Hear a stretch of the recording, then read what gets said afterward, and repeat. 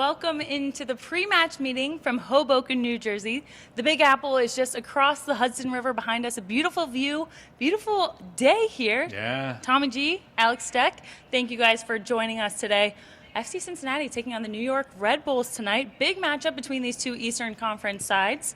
Have you gotten a chance to explore the city at all? A little bit. You know, I have some friends from my college days at Syracuse that live in New Jersey. Okay. So I focused my efforts on spending some time with them last night since I haven't been out this way in a while. But you talked about the view. I mean, look at this. It's beautiful. Spectacular. New York City right over our shoulders as FC Cincinnati gets ready for Red Bull New York tonight. But hold on. Before we talk about soccer, we got to get to something else, young lady. Oh, yes, yes. Look at this. Congratulations. Thank you. To my pre-match meeting partner, Alex Stec. Let's get the details, what date, how it happened, everything. Very happy Easter. Folks. I was surprised with, of course, it was a soccer ball egg. Yeah, I mean, appropriate. Under the table, all my family was there, and everyone pulled out an egg from beneath the table, and a lot of people had chocolate in there. So I was still looking for the chocolate and said, "Where is it? Where's my candy?" Opened it up. Sure enough, there was a ring in it. Dak Notes signed down on one knee, so. Dak Notes, a long-term deal, big contract news. It's a big deal. Now I got to ask, and I'm sure Dak's watching right now, so he's going to find out. Like, were you truly surprised? 100%. Like you didn't see it, didn't feel it coming, anything like that? No, I did not. Well in fact, done, Dak. He was worried that I knew, but I certainly didn't. In fact, I changed into a T-shirt right before it happened. So. And he's like, yeah. Okay, well, there we go. She Plans does in not motion. know exactly. Right. But it was a lot of fun. I was very, very surprised, and I will admit, I sobbed pretty heavily after I started crying. So. That's awesome. Great moment for Alex Stec and FC Cincinnati. Hoping to celebrate that tonight against Red Bulls New York. Yeah, the two teams that are looking to get back on track. The Red Bulls only have one win so far this season. FC Cincinnati are coming off that 3-0 loss at home against Real Salt Lake. So looking to kind of right the ship tonight. Yeah, I think it's an interesting matchup between these two teams. Both teams trying to get on track a little bit. Both teams having a hard time scoring goals. Watch, it'll be a classic 5-4 battle after both teams have struggled in the early part of the season, especially the orange and blue. As of late, Wright-Phillips has been quiet so far this season. So I think it's a very interesting matchup and a matchup of two teams who have a little bit of history against each other. Well, here to talk more about that matchup coming up after the break is Bobby Warshaw from MLSsoccer.com, former MLS player and an expert on all things in the league.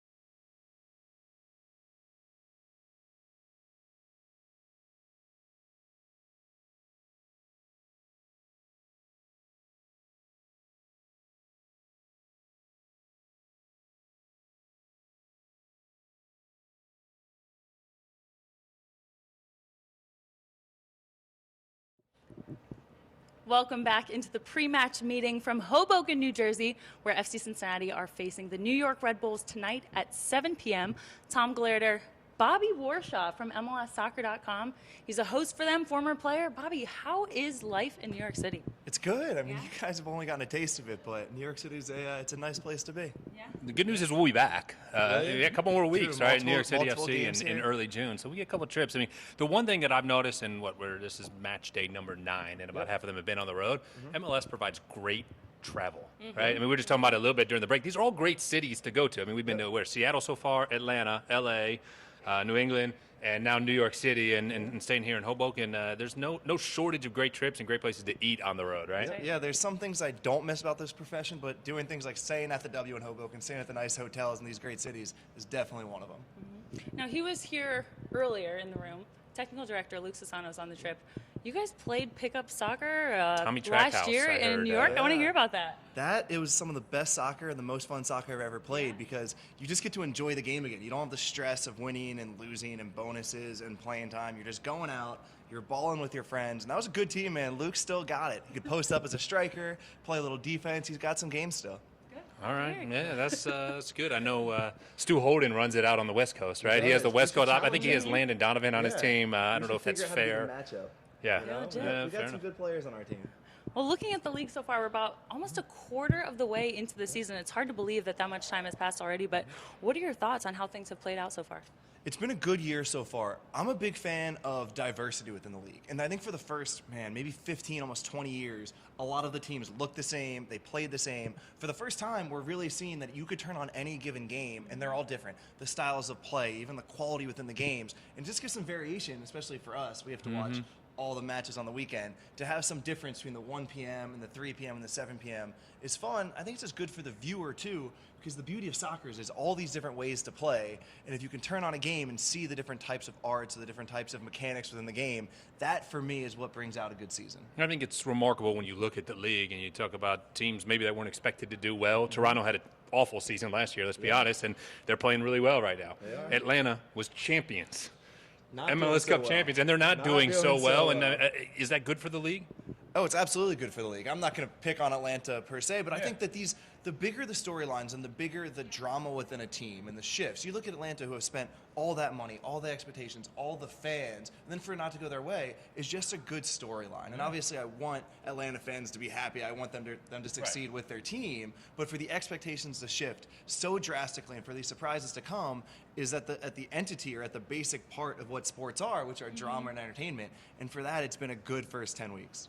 So you see these teams that have a lot of success, and then the following season, it seems like they kind of struggle. Red Bulls are another one where they're the Supporter Shield winners in 2018. They set new records for points and wins, and now this year, they have 5 points through 7 games. What do they have to do to get back on track? Okay, so I would start this off by saying your opponent tonight, Red Bulls, have a really tough task, and I feel for their head coach, Chris Armas, for 2 reasons. One, when we think of Red Bulls, we know how they're going to play. They're going to press. They're going to be intense. The problem is the press doesn't work that well if they just kick the ball over your head every time, which is what we've seen. Teams playing against them are not trying to pass out of the back. So this idea of the Red Bulls putting early pressure, winning balls, getting opportunities in transition doesn't work if teams kick it over you long. So what do Red Bulls have to do? Well, they have to adjust, and adjusting is always hard. Do they have the players for it? Do they have the net spend to go get the right guys for the system? And as we're seeing with all teams around the league, including Atlanta, when you try and adjust, when you try and change your system, it's always going to be hard. So the Red Bulls have been struggling, but for me, it was always something you could see coming with the way teams are going to play them. When you lose your best player, maybe the best center midfielder in the league, and Tyler Adams, there was going to be a natural regression. So I didn't expect them to be this bad, but at the same time, I would have been equally as surprised if they had been top of the table. A little bit of a distraction, too, the rumors of Henry coming in to take over as head coach, and I'd imagine as a team, that's a tough thing to struggle with. Early on in the season, you're trying to just get it together to play well, and you kind of have that looming over your shoulder. Is it happening? Is it not happening? And I can break down a potential coaching change as this simple. If you're in the team, you do not want a coaching change. If you are someone who hasn't been starting, you want a coaching change, and people want a little bit more of a complicated explanation than that. It is that simple. Players at the core want to be on the field. They want to be important within the system. And if you're playing, you want status quo, you want it to stay.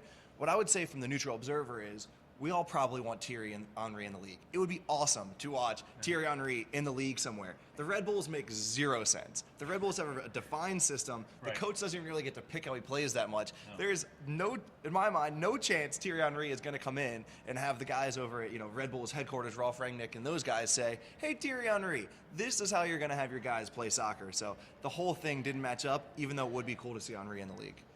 You talk about that signature high press from the Red Bulls. How do FC Cincinnati combat that tonight? What do they have to do? How do they have to play? What kind of style to beat them? Yeah, I think it fits actually right into, in my mind, the way FC Cincinnati should play every time. And Cincinnati also has been struggling a little bit, and part of that to me comes from the lack of identity. When I turn on the TV and I watch, the orange and gold, or the blue and gold, excuse me, blue and orange. What are these? Orange and blue. Orange and blue. I should know that. I'm looking at the colors and I'm like trying to piece it together.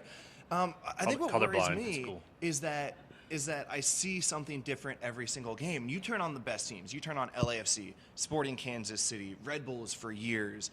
Right now, who else is in that mix? FC Dallas. You see the same thing every time. And I know conceptually there's this idea of if you can play different ways, if you can adjust to an opponent, that's ideal. But in reality, to play good enough, to execute well enough, you need to do it week in and week out. You need to be very good at a single thing and say, we're better at our thing than you're better at your thing. That's what we see from the best teams. When I watch FC Cincinnati play, I do not see that. I see sometimes the team sits deep, sometimes they press higher, sometimes they play long, sometimes they play short. And having been through this as a player, to switch every single week and say, this week we're going to play out of the back, next week we're going to play long, it's just hard to actually get good at executing. So to me, FC Cincinnati should do what everyone else has done against the Red Bulls. Knock it long, get into their half, make Red Bulls try and break you down with their passing, and then hit them on the counter. I'm going to put you on the spot. You talked about watching the best teams in the league. We saw Seattle in the inaugural MLS game back at the beginning of March. We saw LAFC 2 weeks ago. Who's the best team today, April 27th, in Major League Soccer? Oh, wow. That's a really good question. Well, it's got to be the San Jose. No. That's my next question. You've got to say LAFC, right? For what they've done, smashing DC United, smashing Seattle. My only concern is a little bit twofold. And one, it's that I think teams always get hot. Like every team goes on a 4-game losing streak and a 4-game winning streak, or winless and without losing throughout the season, and we get too excited about when they do it early on because it's all we have in the sample size. I think LAFC are very good. Do I think that they're 3 goals better than DC United, LAFC, SKC? Probably not. But yeah, I mean, they can definitely ball. And the other part is Carlos Vela does this often, where he's incredible for 3 months, and then he's not so incredible. So a huge part of what LAFC do comes down to his consistency throughout the year. That's fair. And another fun experience you just got to have was at the GA Cup. How was that? Yeah, I love the GA Cup. GA Cup's my favorite week of the year. It looked great. Because I really enjoy doing this, but GA Cup is like soccer at its nerdiest. It's like you go down to the bare bones of this sport, and it's amazing watching these kids develop, watching them grow, talking to all the coaches, just seeing the whole youth soccer to professional pipeline is a really, really special week, and it's something I love doing. You talked about San Jose. You alluded to them quickly, and we're going to be there in a week. So before we let you go, let's just ask a question about the Earthquakes, because there were people who thought they were the worst team in Major League Soccer a couple weeks ago. I mean, they were hanging on, and now all of a sudden they're starting to play pretty well, and you wrote about it this week. They definitely. I mean, let's be clear. They were the worst team in Major League Soccer for a few weeks. But it's also possible you can go from being the worst to not the worst. And guys, the way they play is bonkers. To your fans out there who haven't seen them play yet, it is absolutely incredible to watch. They follow players all over the field. You'll see Nick Lima, who I think we all know from the national team, is an outside defender. Nick Lima might end up next to the center striker, depending on what the guy he's marking does. It is incredible to watch. They were so bad at it early on, but they've gotten better at it, and as they've gotten better, teams haven't been able to cope with the wackiness of what's taking place on the field. Well, we'll see that wackiness a week from today. But first things first, Red Bulls New York. We appreciate the time, Bobby. Thank you. Thank you for having me. 3-game road trip. It's going to be wild. And then FC Cincinnati are back at home to host the Montreal Impact. Bobby Warshaw, thank you so much for joining us. We'll be back soon, guys.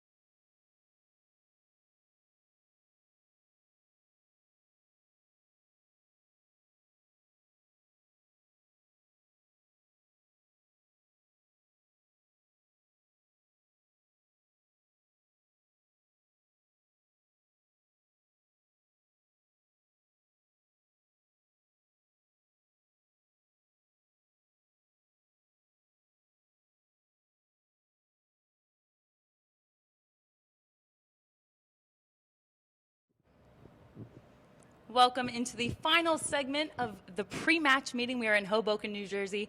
FC Cincinnati taking on the New York Red Bulls tonight.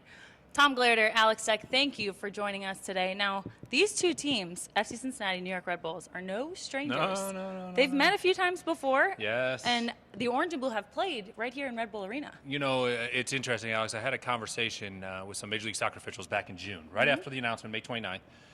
We met with Major League Soccer the following week, I think it was. It was pretty soon after, and they said, aside from Columbus, who else in the league do you think FC Cincinnati might have a rivalry with? And obviously Nashville was already slated to join the league later. I said, well, I think Nashville will certainly be a rivalry coming up, but who else could it be? And my answer was New York Red Bulls. And everyone in the room, I think, was a little bit surprised by that. But these teams have history. They played heated battles in USL play. They met 7 times with Red Bulls, 2, obviously, with the Baby Bulls. And then, of course, that famous 2017, the memorable night, and I still call it one of my favorite matches I've ever called, 3-2. Of course, New York won, coming from behind. Bradley Wright-Phillips was unbelievable. But, yeah, I think there's a bit of a rivalry between these two teams. Of course, their social media team took a little bit of a shot at FC Cincinnati after the USL teams played days after that Cup semifinal. But, yeah, I think it's a great matchup. I think it's intriguing, like I said at the top, because of where the teams are right now and trying to find their identity a little bit. And I'm excited to see what happens as they meet as MLS foes for the first time. And what do these guys have to watch for with a guy like Bradley Wright-Phillips? He's obviously such a proven goal scorer. He scored a brace in that Open Cup match against FC Cincinnati. He's got 107 goals, and he finds a way to score, especially near post. Famous last words as a broadcaster on that game. Hey, Kevin, you know who's been awfully quiet tonight?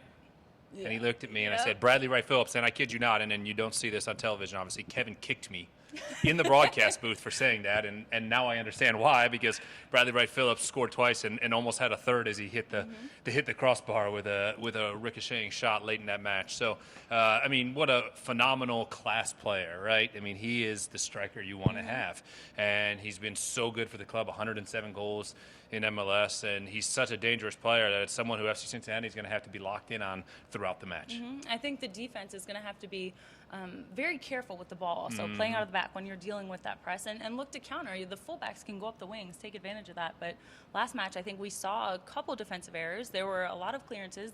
They're still leading the league in clearances and blocks. But yeah, that's a player who's going to take advantage of the mistakes, no question. Absolutely. And you still have Spencer Ritchie, Titon, Przemysław Titon. The two of them are available for selection tonight. So a big performance for these guys on defense. Yeah, no question. On the road in an arena that I think has provided a lot of success for this club since opening up. Certainly it's been one of the harder road venues to play at for teams across Major League Soccer since it opened in 2010. They are actually sitting on 99 wins in that facility. So if New York comes away with a victory tonight, then that would be their 100th win since the facility opened in 2010 at Red Bull Arena. So yeah, I think everybody has to be just locked in, because you're right. You make a mistake, Bradley Wright-Phillips can take advantage of it, and he has a lot of talented players around him as well who will set him up. And I think one of the keys for FC Cincinnati tonight, Fernando Adi obviously back available for selection tonight, brought this up earlier this week when we spoke with him about whomever is playing that number 9 position needs to link up better with the midfielders. They need to have better service. That connection between the midfielders and the striker, or those two lines, there needs to be a stronger connection. And he demanded, better service no matter who's in that position to make them look better. Yeah, absolutely. And I think that the midfielders will admit that as well, right? And say, look, we have to set up our offensive weapons better. And obviously, Fernando Adi being reinstated this week and started to prepare to return to the pitch is huge for Allen, because Alan Koch needs options offensively. That's right. And he's been rotating the 3 midfielders in the attacking position with Alan Cruz and Roland Lima and Kenny Safe and Kakuta Mane, and 3 of those 4 there's been room to start, but that only leaves him with 1 offensive option. But Emmanuel Ledesma is working his way back to health, and Adi's now reinstated and working his way back to match fitness, and now all of a sudden you're like, you look down the bench, and I got a couple different guys. Right. I got a bigger guy in Fernando Adi. I have the technical skills of Emmanuel Ledesma, and then maybe whoever else, isn't involved amongst that group, with the other guys I mentioned. So I think that's a huge boost for the club, and it comes at a very good time. They have those attacking options, and statistically, when you look at one of the other keys for this match, if you look at the 15-minute increments throughout a match, the 31 through 45-minute mark, when FC Cincinnati concede a goal there, They are three, 0-3-0. Yeah, all 3 losses. And on the other hand, 2-1-2 when they don't concede. So I think staying locked in for the full 90, but obviously that last 15 minutes before the half is going to be key for them as well. Look at case in point, the match last week, right? Against Salt Lake. That's a great example of how a match can turn. And Alcock said it on our broadcast when Lindsay interviewed him. He said, look, we played really well for 40 minutes in the first half. FC Cincinnati dominated that match for 40 minutes. And in 5 minutes, Salt Lake completely flips the script. And it's 2-0, and that changes everything, right? Going into the dressing room, you have a different mentality. Coming out of the dressing room, you have a different mentality. Now, all of a sudden, you're playing with your back against the wall. A 2-goal lead in this league is huge. It's not insurmountable. FC Cincinnati could have come from behind, obviously, and they had a couple opportunities to cut the deficit in half. But when you go down like that, it just changes things so drastically, and I think that last week's match is a perfect example of it. There's a big opportunity tonight for FC Cincinnati against the New York Red Bulls. Thank you so much for joining us. We will be live from Red Bull Arena. Tommy G, Kevin McCloskey, Lindsey Patterson are going to have the call on Star 64. You can also tune in locally on Flow FC and head to Bucketheads if you guys are in Cincinnati. Otherwise, give us a shout at Red Bull Arena. I'm Alex Stec, Tommy G. Thank you very much.